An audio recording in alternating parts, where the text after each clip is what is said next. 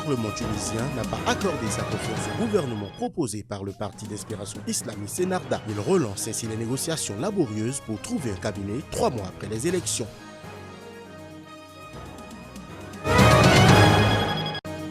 millier de Maliens ont manifesté vendredi à Bamako pour réclamer le départ des troupes étrangères, en particulier de la force française Barkhane. Ceci à 3 jours d'un sommet prévu à Pau en France.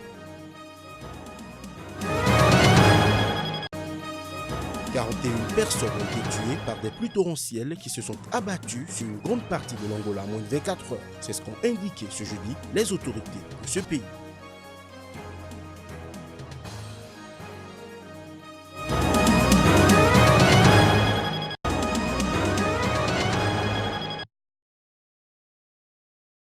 Près d'un an après le déclenchement du Irak, mouvement populaire de contestation du régime inédit, les opposants continuent d'exiger le démantèlement du système et le départ de ses représentants au pouvoir depuis l'indépendance du pays en 1962. Nous nous sommes engagés pour un changement radical dans ce pays. Il se trouve qu'aujourd'hui, on nous a imposé un président, qui est d'ailleurs illégitime puisque la population n'a pas voté pour lui. On constitue un gouvernement comme si de rien n'était, comme si le peuple n'existe pas. Donc il n'y a aucun signe, je dirais, positif dans ce qui se passe au sommet. Un État civil libre, démocratique et pluriel, une Algérie démocratique et plurielle et la libération de tous les détenus. Que le pouvoir le sache clairement, on ne s'arrêtera pas et c'est pas seulement nous, les Algériennes et les Algériens ne s'arrêteront pas cette fois-ci. La mobilisation de ce vendredi était moins importante par rapport aux manifestations monstres de l'hiver et du printemps 2019 qui avaient contraint en avril l'ex-président Abdelaziz Bouteflika à démissionner ou encore comparé aux cortèges qui ont accompagné la campagne électorale menant au scrutin présidentiel du 12 décembre, massivement rejeté par le Irak. Il reste cependant impossible d'évaluer précisément le nombre de manifestants en l'absence de tout comptage officiel.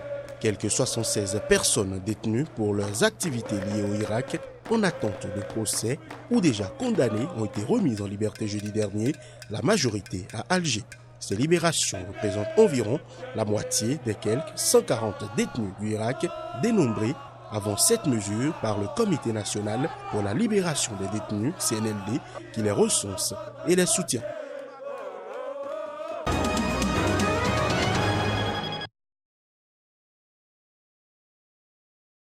Au terme d'une longue journée de débats et de négociations jusqu'à la dernière minute dans les couloirs du Parlement, seuls 77 députés sur 219 ont approuvé le gouvernement, très loin de la majorité de 109 requises.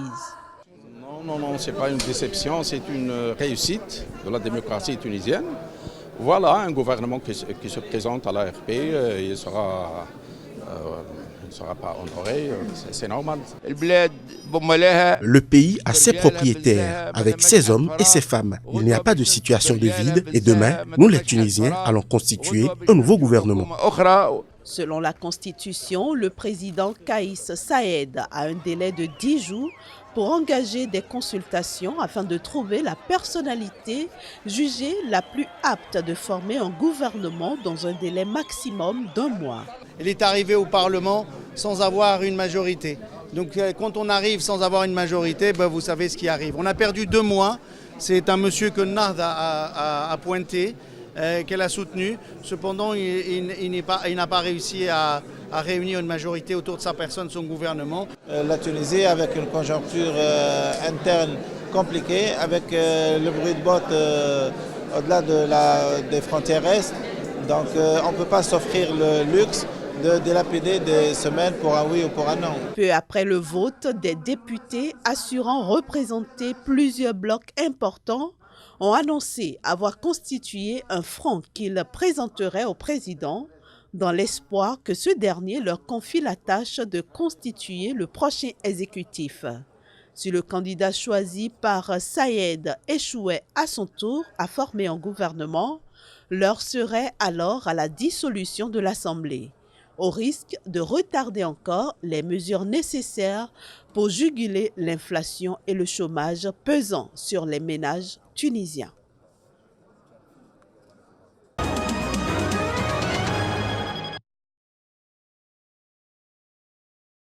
Le maréchal Khalifa Haftar, dans un communiqué lu par son porte-parole Ahmad al-Mesmari, a estimé que la stabilité ou la relance du processus politique en Libye ne pouvait être réalisée avant l'éradication des groupes terroristes et la dissolution et le désarmement des milices qui contrôlent selon lui la capitale libyenne.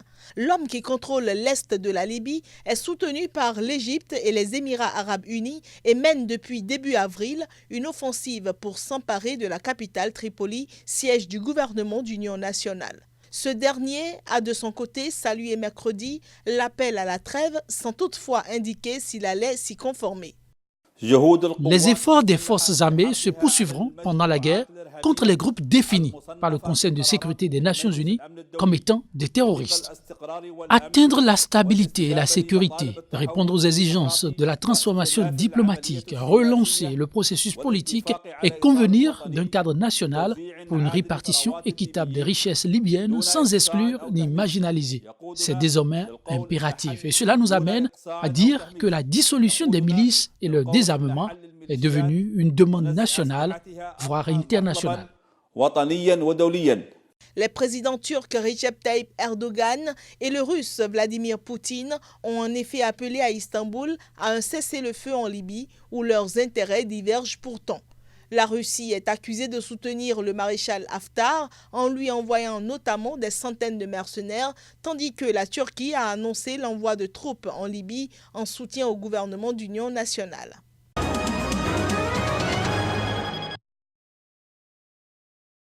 Au nombre de 900 selon la police et de plusieurs milliers selon les organisateurs, les manifestants se sont rassemblés sur la place de l'Indépendance dans le centre de la capitale à l'appel d'organisations de la société civile et de partis politiques. Le but de cette manifestation, on veut vraiment chasser la France de notre territoire parce qu'on a vu que la politique démagogue de la France, ça ne nous plaît pas.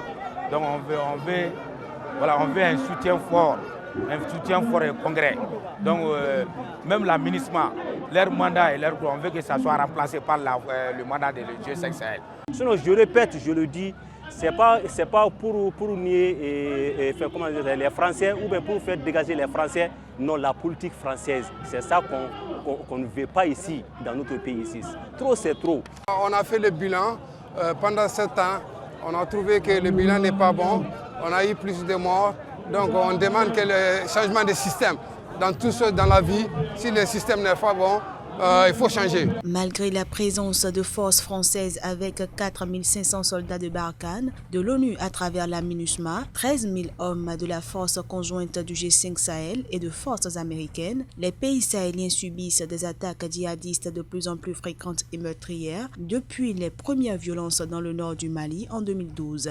La France a convié les présidents des 5 États sahéliens, Mauritanie, Mali, Burkina Faso, Niger et Tchad à un sommet le 13 janvier a pour objectif redéfinir plus clairement les objectifs militaires, politiques et de développement de la lutte commune contre les groupes djihadistes, selon le président français Emmanuel Macron qui estime ambiguë l'attitude des présidents burkinabés et maliens au sujet de la présence des soldats français, critiquée par une partie de l'opinion publique de ces deux pays. Des députés du Rassemblement pour le Mali, le parti du président malien Ibrahim Boubacar Keïta, ont pris part ce vendredi à la manifestation de Bamako, alors que le chef de l'État a répété ces derniers jours qu'il ne fallait pas se tromper d'ennemi.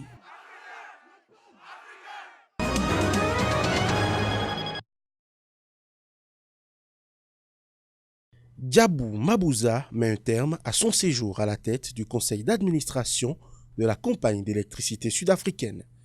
Pour ne pas avoir réussi à tenir sa promesse de faire cesser les délestages qui paralysent le pays, Mabouza a donné sa démission quelques jours après l'arrivée d'un nouveau PDG à la tête de Eskom.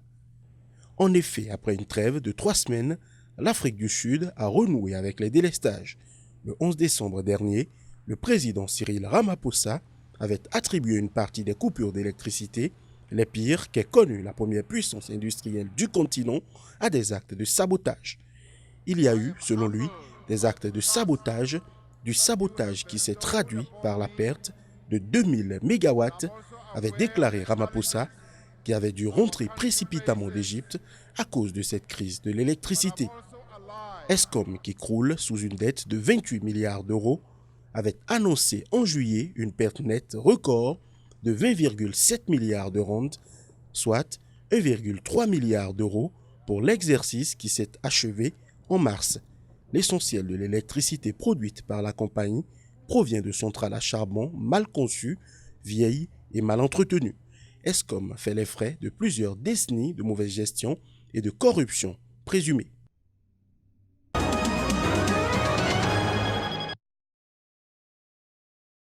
Les intempéries ont fait un total de 41 morts selon un bilan provisoire, a déclaré le ministre de l'Intérieur Eugenio Laborino lors d'une conférence de presse à Luanda. Près de 12 000 personnes se retrouvent sinistrées à la suite de ces très fortes précipitations qui se sont abattues entre dimanche soir et lundi en fin d'après-midi sur 12 des 18 provinces du pays. Ces pluies ont provoqué des inondations, la destruction d'infrastructures et de plantations selon le ministère de l'Intérieur. Elles ont notamment détruit 378 maisons et 12 églises, causé de très importants dégâts dans plus de 2000 habitations et endommagé 4 ponts. Elles ont aussi provoqué des coupures de courant et perturbé les moyens de communication. Ici, dans notre zone, ça ne va pas. La pluie s'est abattue fortement. Beaucoup de maisons sont inondées. Nous n'avons plus de moyens de transport. Tout est mauvais. Nous demandons aux autorités de venir voir cette situation. Pourtant, de nombreux représentants y passent, mais tout est vraiment mauvais. Nous ne savons pas comment faire. Ces précipitations interviennent après une année de sécheresse sans précédent dans le sud de l'Angola qui a provoqué la mort de plus de 30 000 têtes de bétail selon les autorités. Quand les sols sont très secs, la terre n'est pas en mesure d'absorber d'importantes quantités d'eau tombée en un laps de temps très court, causant régulièrement des dégâts. L'Afrique australe tout entière connaît sa pire sécheresse depuis 35 ans, selon l'ONU. Au cours des 5 dernières années, la région où les températures augmentent 2 fois plus vite que dans le reste du globe a enregistré une seule année de précipitation normale, selon le Programme alimentaire mondial.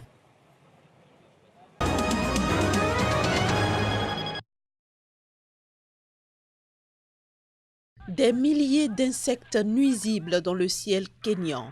Il s'agit d'une invasion de criquets pèlerins dans le nord-est du pays. Les premiers essaims sont arrivés de Somalie le 28 décembre, affectant d'abord les comtés de Mandera, Wajir et Marsabit, avant de toucher le centre du pays avec les comtés d'Isiolo et Samburu. D'autres essaims ont continué à arriver d'Éthiopie et d'autres encore de Somalie. Nous reconnaissons que l'invasion de parasites et la possibilité qu'ils se propagent rapidement à d'autres comtés représente une menace sans précédent pour la sécurité alimentaire et les moyens de subsistance dans le pays. En effet, ces criquets détruisent les récoltes sur leur passage.